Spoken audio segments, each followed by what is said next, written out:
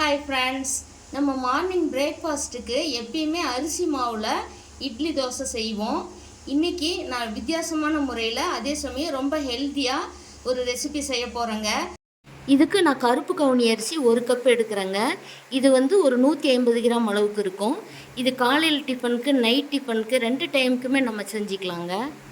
இந்த அரிசி எடுத்த அதே கப்பில் 1 கப்பு நான் கேழ்வரகு எடுக்கிறேங்க. இதோட 1 ஸ்பூன் அளவுக்கு வெந்தயம் எடுத்துக்கலாம். இதை மூணையுமே நம்ம நல்லா 2 முறை கழுவிட்டு இது மூழ்கிற அளவுக்கு தண்ணி ஊற்றி 8 மணி நேரம் ஊற வைக்கணுங்க.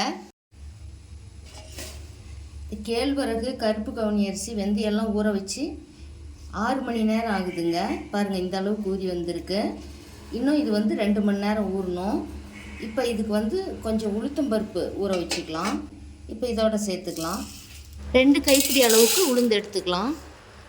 2 முறை தண்ணி ஊற்றி அலசியாச்சுங்க. இப்போ இதுக்கு மூழ்கிற அளவு தண்ணி ஊற்றி ஊற வச்சிடலாம். 2 மணி நேரம் ஊறினொட்டி அதோடு சேர்த்து இதையும் அரைச்சிக்கலாம். உளுத்தம்பருப்பு ஊற வச்சு 2 மணி நேரம் ஆகுதுங்க. பார்க்கலாம், நல்லா ஊறி வந்திருக்கு. இப்போ இதை ஒரு மிக்ஸி ஜாரில் சேர்த்து கேழ்வரகு, இந்த கருப்பு கவுனி அரிசி, வெந்தயம் இதையும் இதோடவே சேர்த்துக்கலாம். எல்லாமே சேர்த்து தண்ணிலாம் வடிச்சிட்டு போட்டிருக்குறேங்க. கொஞ்சம் மட்டும் இதில் தண்ணி இருக்குது.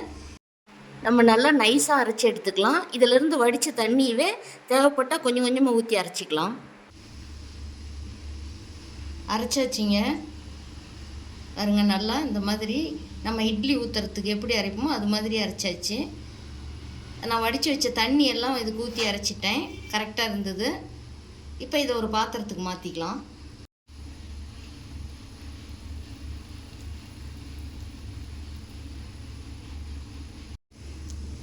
இப்போ இதுக்கு கொஞ்சமாக உப்பு சேர்த்து நல்லா கரைச்சி விட்டுக்கலாங்க. இது தோசை வேணும் அப்படின்னா நம்ம உடனே ஊற்றிக்கலாம். இட்லி வேணும் அப்படின்னா ஒரு 4 மணி நேரம் அப்படியே மூடி வச்சோமா நம்ம கொஞ்சம் மாவு புளிச்சு மேலே எழும்பி வரும். இட்லி ஊற்றிக்கலாம். இதுக்கு நான் சோடாப்பு எதுவுமே சேர்த்தலை. இப்போ இந்த மாவு உப்பு போட்டு கரைச்சி வச்சாச்சு. இதை மூடி வச்சிடலாம். ஒரு 4 மணி நேரம் கழித்து பார்க்கலாம். மாவு அரைச்சி வச்சு 4 மணி நேரம் ஆகுதுங்க. திறந்து பார்க்கலாம். பாருங்க, இப்போ இது இட்லி தோசை எதுனாலும் ஊற்றிக்கலாம். நான் இப்போ தோசை தான் ஊற்ற போகிறேன். ஸ்டவ்வில் தோசைக்கல் வச்சு நல்லா காஞ்சிருக்குங்க. கொஞ்சமாக இதுக்கு ஆயில் தடவிட்டு நம்ம மாவு எடுத்து இதில் நல்லா நம்ம மெல்லிசாக நிறைய விட்டுக்கலாம். ரொம்பவே மெல்லிசாக நமக்கு தோசை வரும்.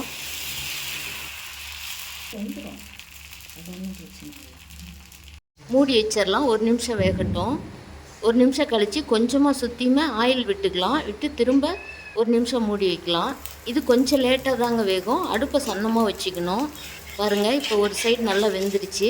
திருப்பி விட்டுக்கலாம். திருப்பி விட்டுட்டு திரும்ப 1 நிமிஷம் மூடி வைக்கலாம். 1 நிமிஷம் ஆயிடுச்சு. திறந்து பார்க்கலாம். தோசை நமக்கு சூப்பராக ரெடியாக இருக்குது. பாருங்கள், ரொம்பவே மெல்லிசாக இந்த மாதிரி ஊற்றி எடுக்கலாங்க.